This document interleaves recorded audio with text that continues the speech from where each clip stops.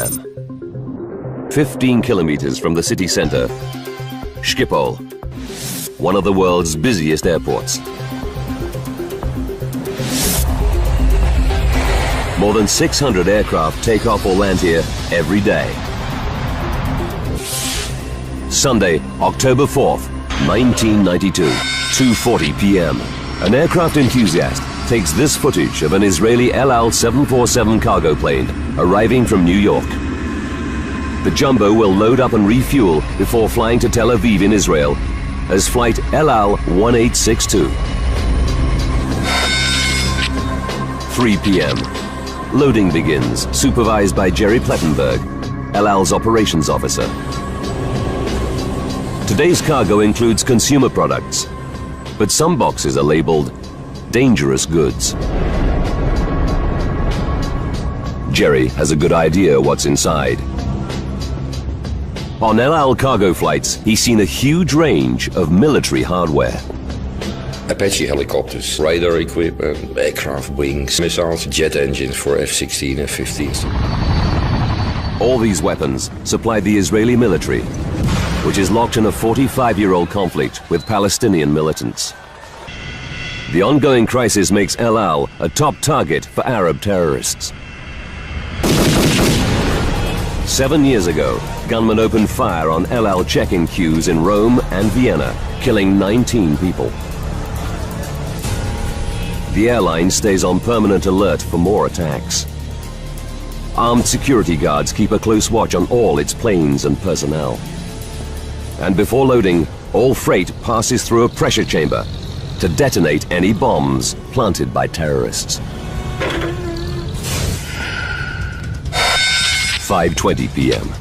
Flight 1862 has passed security checks. Now the crew arrive for their pre-flight inspection. The 747 is 13 years old, but it still has at least 5 years of useful service before retirement.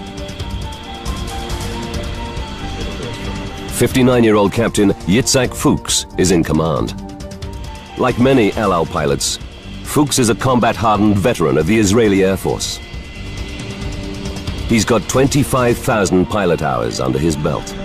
Flying alongside Fuchs are flight engineer Gedalia Sophia and co-pilot Arnon Ohad, the rookie of the crew. Just 32, he's been flying jumbos for less than a year. Flight 1862's takeoff will be supervised by air traffic controller Henriette van Openen. It was wonderful flying weather. You could see to the end of the world. All the flight paths in and out of Schiphol pass over densely populated areas of Amsterdam. Under one of them lies the Bijlmer suburb, 13 kilometers to the east. At its heart, the sprawling Groeneveen apartment block. It's home to almost 2,000 people. Among them, Marlene Treidemann, a nurse, and Guillermo, her son. Every day planes would come over. You got used to that after a while. Guillermo will celebrate his 17th birthday in 5 days' time. He's a typical teenager, into pop music and martial arts movies. But today, he's been to church with his mother. The Treudemann's home is on the 5th floor of the Groeneveen block. Marlene and her husband Stanley are originally from Suriname, a former Dutch colony in South America. Graciela, their 14-year-old daughter, is a popular girl who's doing well at school. Always laughing, always happy. A positive word for everyone.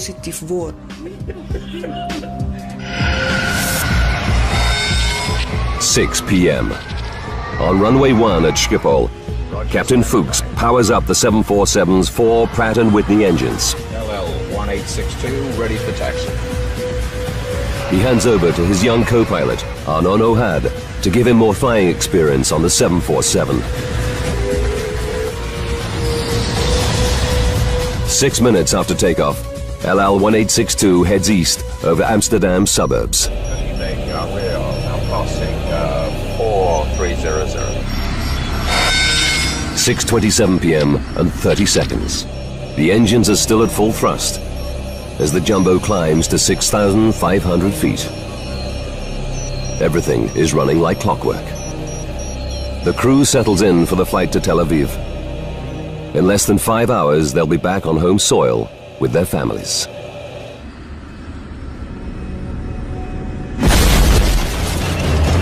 Suddenly, a terrifying jolt rocks the plane. It starts to lose altitude and rolls violently to the right. Veteran pilot Captain Fuchs grabs the controls. He battles to stabilize the jumbo. If he fails, the aircraft will spiral out of control. LL 1862, Mayday, Mayday, we have an emergency. After 30 seconds, Captain Fuchs manages to wrestle the jumbo back to steady flight. Flight engineer Sophia desperately scans his control panels to try to find out what's wrong. Seconds later, another crisis. The instruments reveal that both engines on the right wing are out of action. It's a pilot's nightmare. Captain Fuchs must get back to Schiphol for an emergency landing. Fast. He tells co-pilot Ohad he needs the airport's longest runway. We request 27 for landing. Air traffic control clears the jumbo for the journey back to Schiphol. In that case, heading 360, 360 the heading. Roger.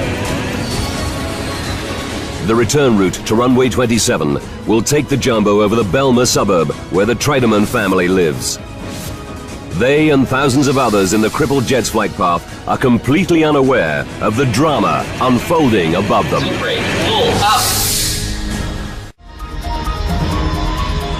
LL-1862, a fully loaded 747 cargo plane, is badly damaged and rapidly losing height.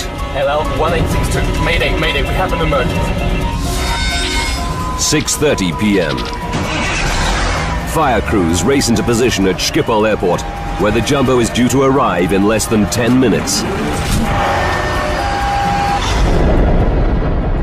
The 747 must make a descending turn over Amsterdam to reach the correct altitude and line up for runway 27. Its final approach will take it over the Groeneveen apartment complex, where the Treidemann family lives. Marlena and Stanley decide to visit a friend nearby. They tell their children, Guillermo and Graciela, they'll be back soon.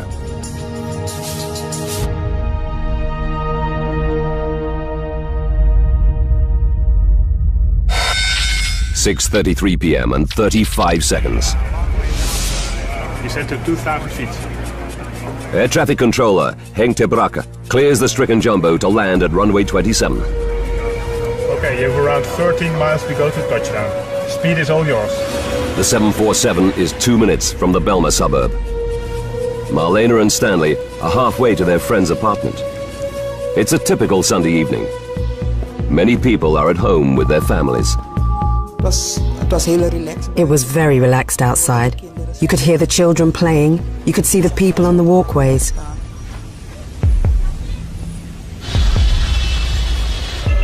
At this moment, as Captain Fuchs lifts the nose to slow the jumbo for landing, the roll to the right returns.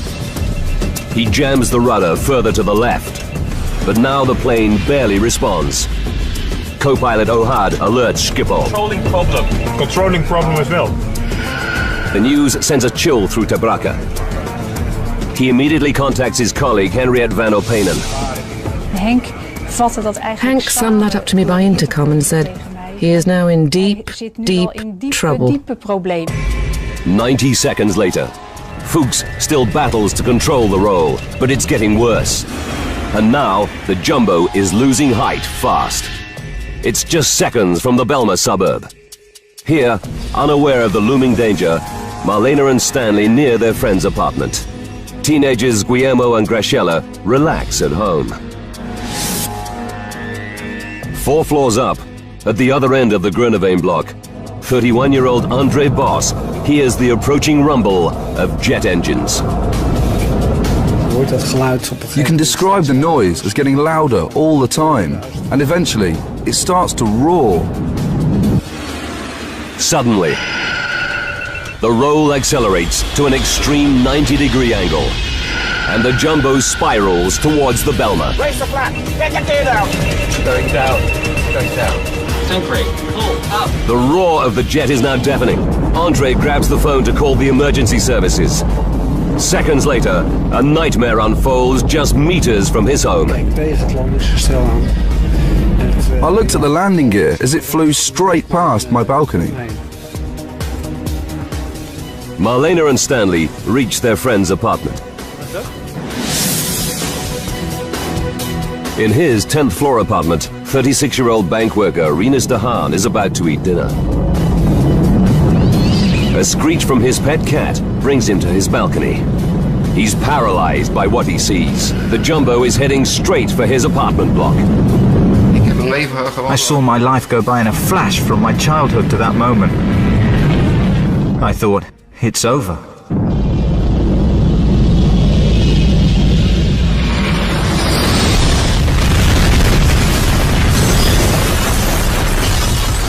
"6:35 p.m. and 42 seconds. El Al 1862 smashes into the 6th floor of the 11-story apartment block.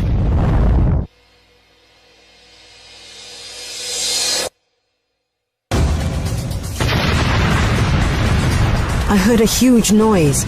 It was as if a door slammed closed, like a bang. The impact knocks Rinus unconscious. Burning aviation fuel rains down onto dozens of apartments.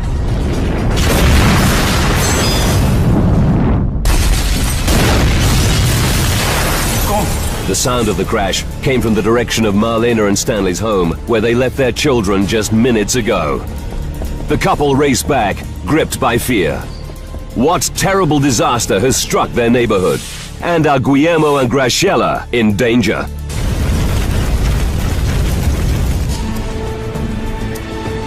El Al 1862, a 747 freighter laden with cargo, smashes into the 6th floor of an apartment block in Amsterdam.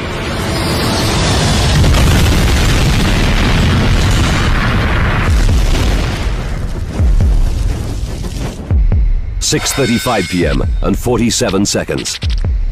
Air traffic controller Henk ter Brakke realizes the signal from the jumbo has stopped. Up in the control tower, Henriette van Openen can see why. A column of flame and smoke reveals the jumbo has crashed. Marlena and Stanley Treudemann race for home. Suddenly, through the trees, they see a towering wall of flame. Stan said to me, "Marlena, it's our flat." I said, "No, that's impossible."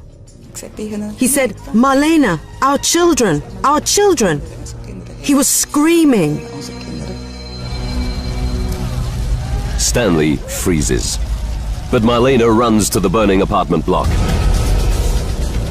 She finds a staircase and races to the 5th floor. I was only thinking, I need to find my children. I need to find my children.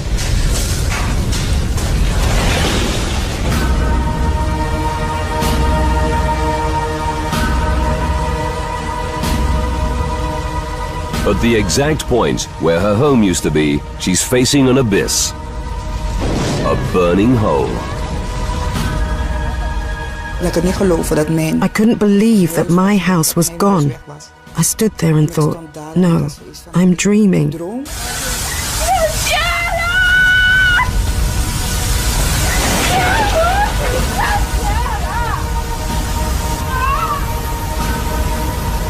It suddenly occurs to Marlena that her children, 16-year-old Guillermo and 14-year-old Graciela, may have heard the plane coming and escaped.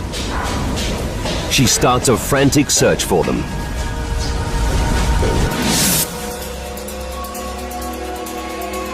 On the 10th floor, bank worker Rinus de Haan regains consciousness.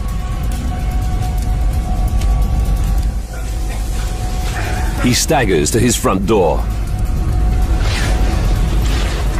To his horror, It won't budge. Shockwaves from the crash have shifted the frame and jammed the door shut.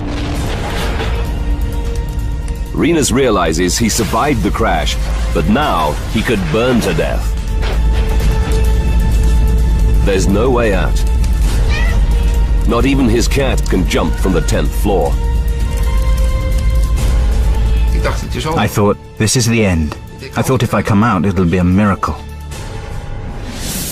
Andre Boss's apartment, 200 meters away, escaped the impact. Now he rushes to the crash site to see if he can help. What you see is the enormous heart of the fire. You see flames come out of every house. Andre knows there could be hundreds trapped or injured, and many could die before firefighters arrive. With no thought for his own safety, he smashes open doors which are jammed or locked. Entering some apartments would be suicide. There are too many flames.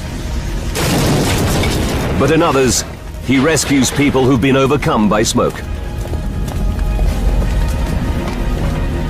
Stunned local people rush to the scene. Marlene Treudemann desperately questions everyone near the crash site. Have they seen her two children, Guillermo and Graciela?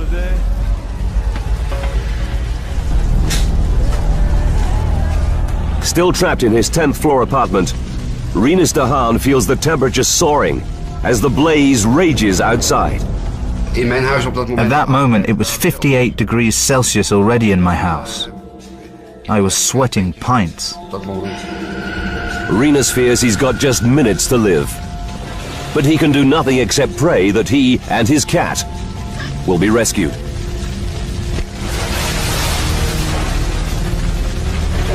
Just when he thinks he's about to pass out, neighbors break in. They rush him from the inferno in the nick of time.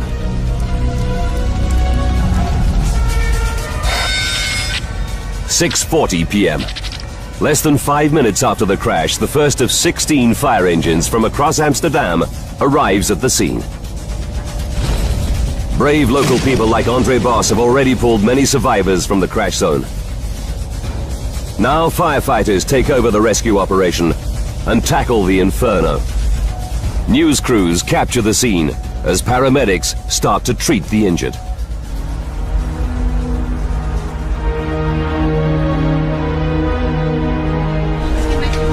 "50 minutes after the crash, Marlene still searches for her children. But no one has seen them. The terrible truth starts to sink in. She said goodbye to Guillermo and Graciela less than an hour ago and promised to be back soon. Now, all hope of seeing them alive again is fading. At that moment, I felt as if I was dead myself. I felt as if I had died inside. Why did this have to happen? Why did my children have to go?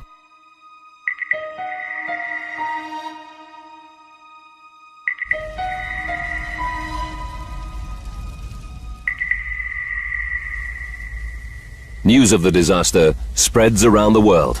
As many as 200 may be dead tonight after the worst air disaster ever in the Netherlands. Dawn reveals a gaping hole in the building. The crash destroys 31 apartments on 11 floors. The official death toll is 43, including Captain Fuchs and his crew.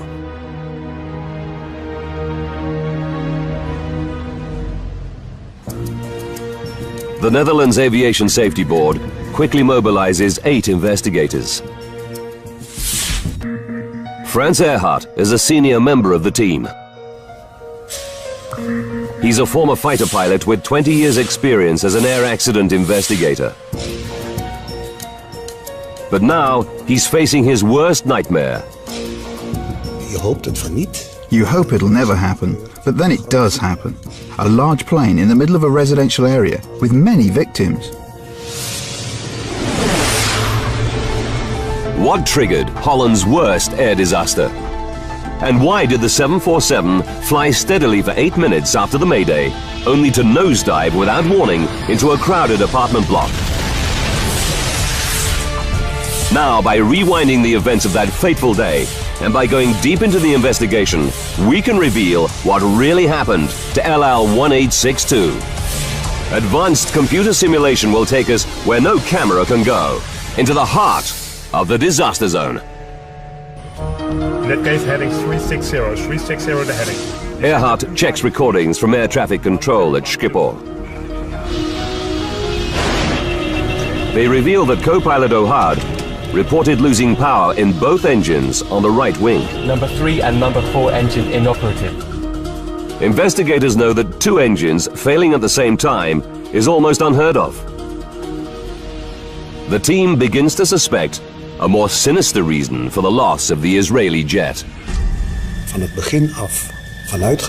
We thought from the beginning LL was possibly targeted by terrorists. The investigators fear that Flight 1862 was downed by a terrorist bomb or even a ground-to-air missile. And they have a second mystery to solve. If the jumbo was hit by a missile, why did it stay airborne for a full 8 minutes Sink rate, full up. before dropping out of the sky? Sink rate, full up. To see if the terrorism theory stands up, investigators need to find the jumbo's engines and its black boxes, which record technical flight data and cockpit conversations.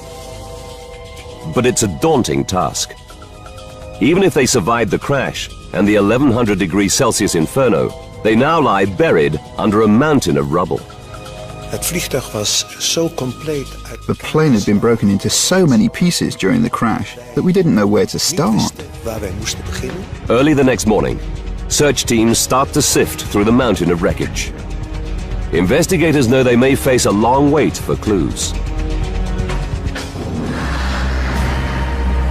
Then, an unexpected development. An off-duty policeman reveals that he saw Flight 1862 as it climbed through Amsterdam's airspace. What he tells the investigators gives them an electrifying new lead.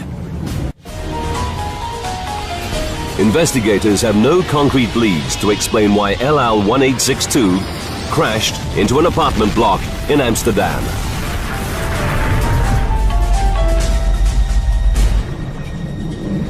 Then, Jan Kaspers, a detective with the Amsterdam police, tells them an extraordinary story. On the evening of the disaster, he and an old friend were enjoying a yacht trip on Bijlmermeer Lake, 10 kilometers east of Amsterdam. Their boat was moored right beneath LL1862's flight path from Schiphol Airport. At 6:27 p.m., they're preparing dinner. Suddenly, they hear a loud bang. Wat was dat? Gasexplosie. Kaspers rushes onto the deck. In the sky, he sees a 747. Beneath it, 2 objects are falling away. At first I thought they were parachutes. And just as they were above the treetops, I realized that they might be airplane engines. It's a startling revelation. Air crash investigator Frans Earhart immediately orders a team of divers to search Bijlmermeer Lake. Recovering the engines could solve the mystery. It's now clear to investigators that the 2 right-hand engines didn't simply fail.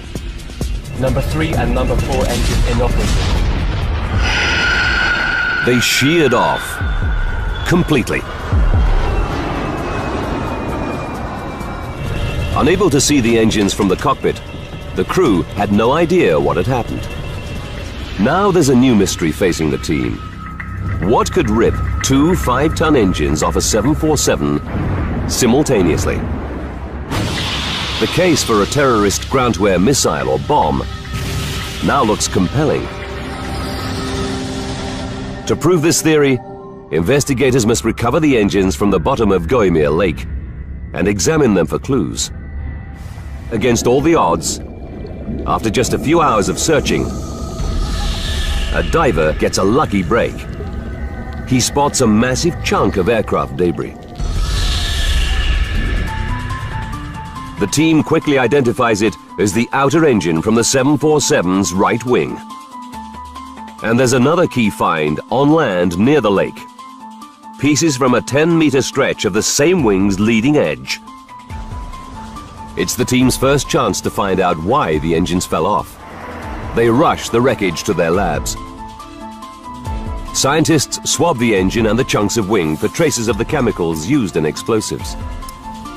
They examine the metal surfaces for the telltale micro-pitting caused by blast fragments.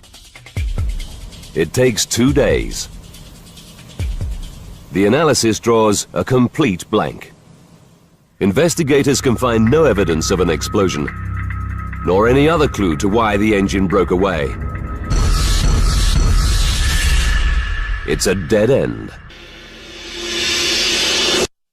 Now the investigators' only chance to solve the mystery is to find the 747's inner engine, in the hope that it holds the key, or to locate one of the plane's black box flight recorders at the crash site. The Dutch Navy joins the search for the inner engine. It deploys 2 specialized salvage vessels, sonar, and more divers. But after 2 more days, they find nothing. The investigators are worried. With every passing hour, crucial evidence is slipping away. The water would start corroding the parts, and because of that, we were keen to find it as soon as possible. The news is equally bleak at the crash site. Search teams can find no trace of either of the 747's critical black boxes. To make things worse, there's another setback. Within 24 hours of the crash, the mayor of Amsterdam ordered diggers and bulldozers to clear the site. He's under huge public pressure to recover bodies as quickly as possible. Earhart and his team are powerless. Their only option is to follow the debris to its new home, an Amsterdam garbage dump. It seems a hopeless task. Then, after 3 days, Earhart is in his Amsterdam office when he gets a call. It's good news. One of his team has found the 747's flight data recorder.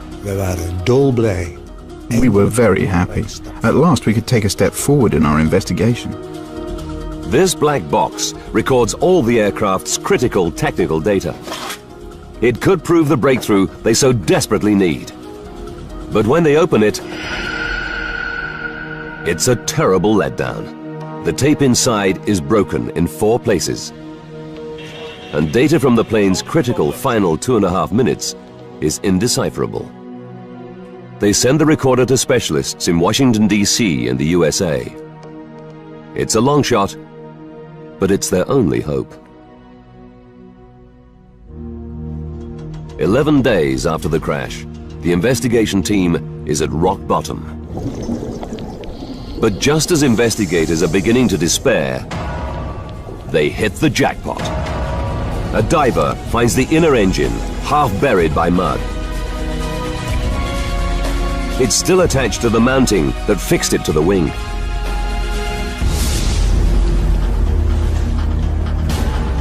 Earhart and the team are excited but cautious. What if this engine proves as unenlightening as the first? It's battered and dented, but they can see no obvious evidence that it was hit by a missile. And when they run the battery of tests for explosives on this engine, once again, they find nothing. Investigators reach a turning point. They rule out a terrorist attack as the cause of the disaster. In fact, they can find nothing wrong with the engine itself. But when they examine its cowling, the outer casing, they quickly spot something odd. A dent, and on it, smears of black paint. Where did it come from? They send the paint for analysis. But they must still find out why the inner engine broke away in the first place. Since the engine was still fixed to its mounting, the separation must have occurred at the point where it was fixed to the wing. The team studies the 747's engine attachment system. 4 fittings hold the engines to the wing. At the heart of each is a 14 centimeter long hollow steel bolt called a fuse pin. The fuse pins are strong enough to take the load of a 5-ton jet engine at full thrust. But in some circumstances, they're actually designed to fail. If an engine suffers a crisis, like a mechanical seizure or a bird strike, it can vibrate violently. If the vibrations get too severe, the engine might tear itself free, destroying the wing with dire consequences. To prevent this, investigators know that all 747s have a damage limitation system. When vibrations reach a critical point, the fuse pins are engineered to snap, allowing the engine to fall away harmlessly. But there's no sign that the inner engine suffered a crisis. So the team must consider a chilling possibility. Did something go terribly wrong with the fuse pin system that led to catastrophe? The team examines the mounting that fixed the inner engine to the wing.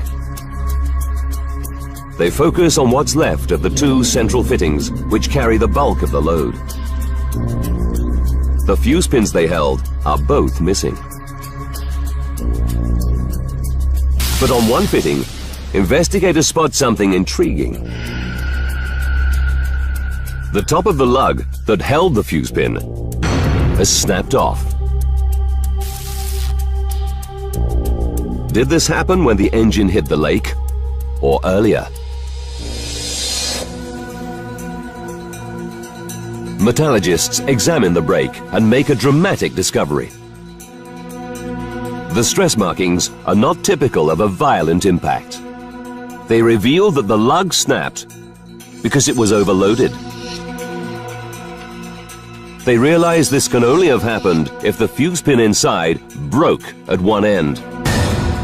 This would transfer significant stresses and twisting forces onto the lug at the other end, making it give way.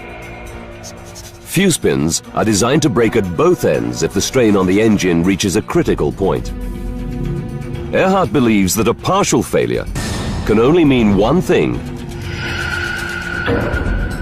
metal fatigue in the fuse pin. It's a startling new theory. Could metal fatigue in the engine's fuse pins be at the root of the disaster? But Earhart knows the inner engine would only shear off if both central fuse pins failed. To prove their theory, investigators will have to find the missing fuse pin from the other central fitting. The chances of finding such a tiny part in Groeneveen Lake are remote. Earhart's only hope that a significant fragment was still attached to the wing when the jumbo crashed.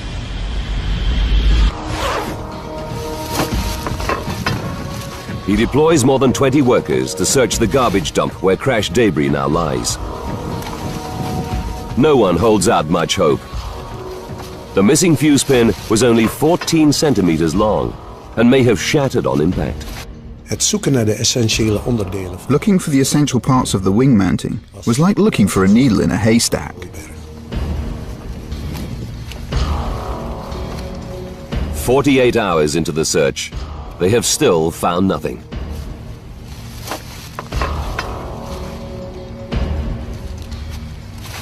Then, on day 3, one of the team spots a piece of metal half hidden by garbage. It's part of the missing central fitting from the inner engine. And against all the odds, there's a chunk of fuse pin still inside. Investigators know it may be their last chance to solve the mystery behind the disaster. They begin scanning the fragment under an electron microscope as soon as it arrives from the rubbish dump. And they find their answer. In the wall of the fuse pin, there's a crack 4 millimeters deep. The patterns around the fault show all the classic signs of metal fatigue.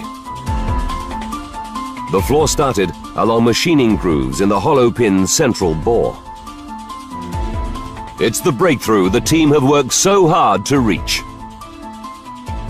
They already know that metal fatigue made one of the inner engine's 2 critical central fuse pins fail. Now, they have indisputable evidence that the other central fuse pin was also defective. With every flight, the microscopic cracks in the inner engine's fuse pins got bigger and bigger. On October 4th, 1992, they reached a critical point. At 6,500 feet, with the engine at full thrust, the faulty fuse pins fail.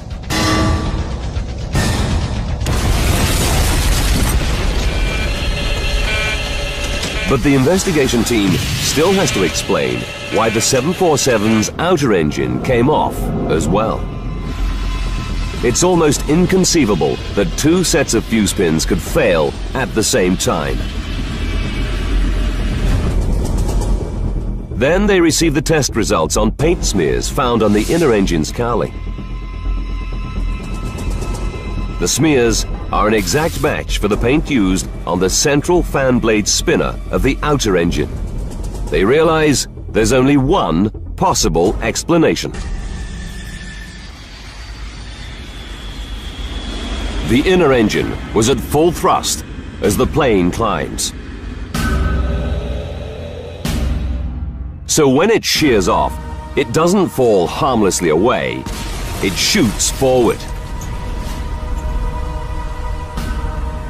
A split second later, it falls back, and by sheer chance, strikes the outer engine, smashing it off the wing. The impact also rips away a 10-meter stretch of the wing's leading edge. Investigators now know that a freak accident caused 2 engines to fall off Flight 1862. Mayday, mayday.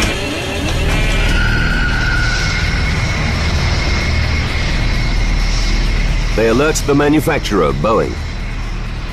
It immediately instructs airlines operating the 1,000 747s around the world to inspect all fuse pins and replace any that are faulty. But the traumatized residents of the Bijlmer are desperate for the answer to another major mystery. Why the plane crashed? A 747 should be perfectly capable of flying on 2 engines. So what made Flight 1862 suddenly nosedive just minutes from an emergency landing at Schiphol Airport? Raise the flag! Get the gear down! Investigators study the section of wing recovered from Bijlmermeer Lake. It's clear this damage would have reduced the plane's lift. They also realize that key flight controls lost hydraulic power when the engines broke away. But if this damage was severe enough to down the plane, how did Captain Fuchs keep it flying steadily for another 8 minutes? It's a paradox. Then, 18 days after the crash, the team gets some good news. Experts in the USA have retrieved the information from the damaged flight data recorder. The technical readings it contains prove to be the final piece of the puzzle. They reveal in chilling detail what finally downed Flight 1862.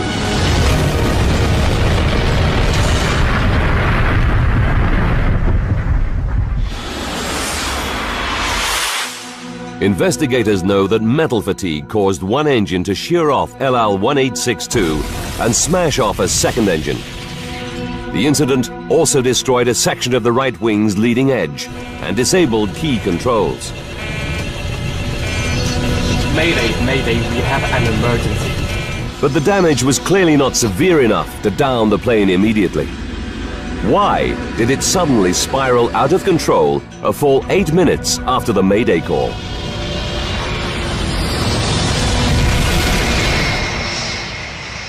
The team drafts in test pilot and aeronautical engineer Geert Tikela to find the answer.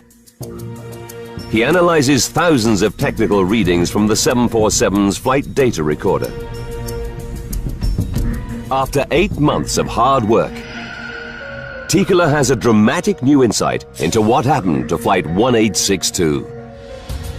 For the first time, he's able to explain the complex relationship between the loss of the engines, the mangled wing, and the damaged controls. He discovers that although the crippled plane could still fly, a crash was inevitable as soon as it tried to land. De crew had geen keuze. The crew didn't have a choice. They could do nothing else. They were doomed to crash.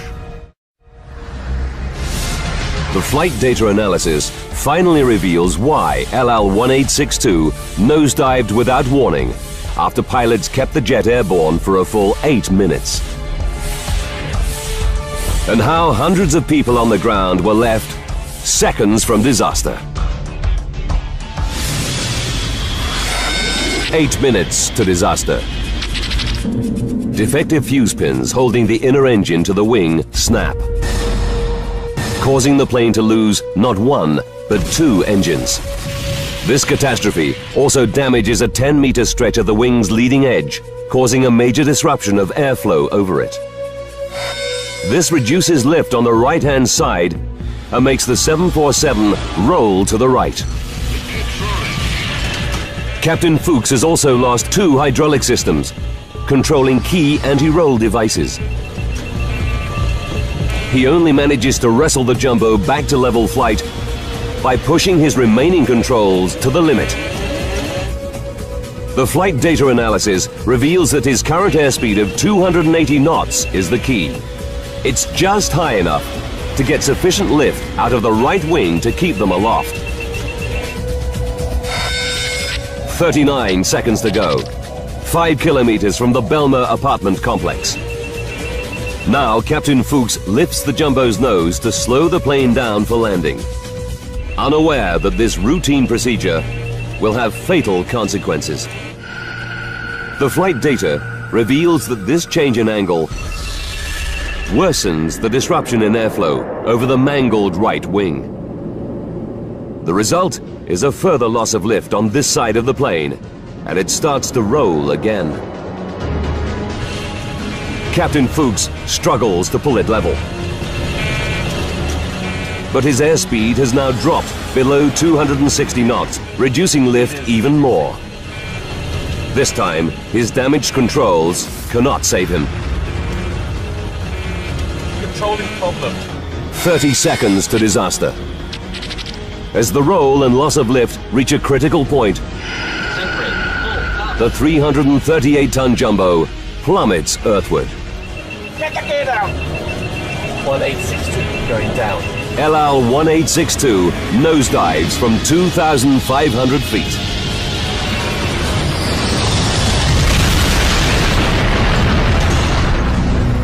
Microscopic faults in 2 14-centimeter-long components lead to the death of 43 people.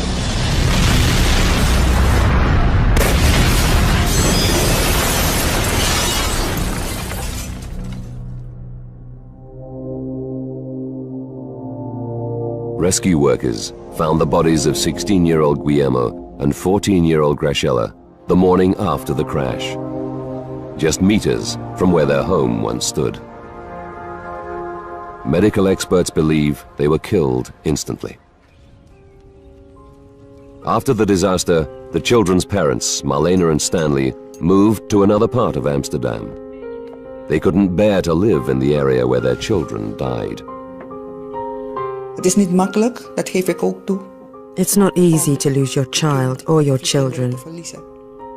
Maar je kan... But you can get strength from the good times you've had with them. De fijne momenten wat jij met ze hebt gehad. En de herinneringen... Memories from their birth to their death. No one can take away from me.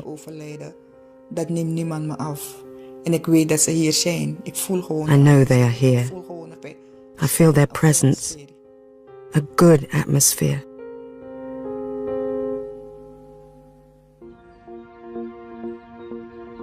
The apartments in the crash zone were demolished.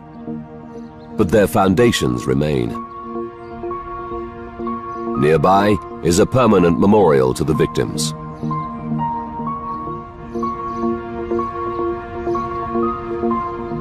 But the disaster also leaves another legacy. Boeing goes on to strengthen all 747 engine-to-wing attachments, including fuse pins. It also rolls out a more stringent inspection regime, with new ultrasound testing to detect metal fatigue. The changes brought about by the Schiphol crash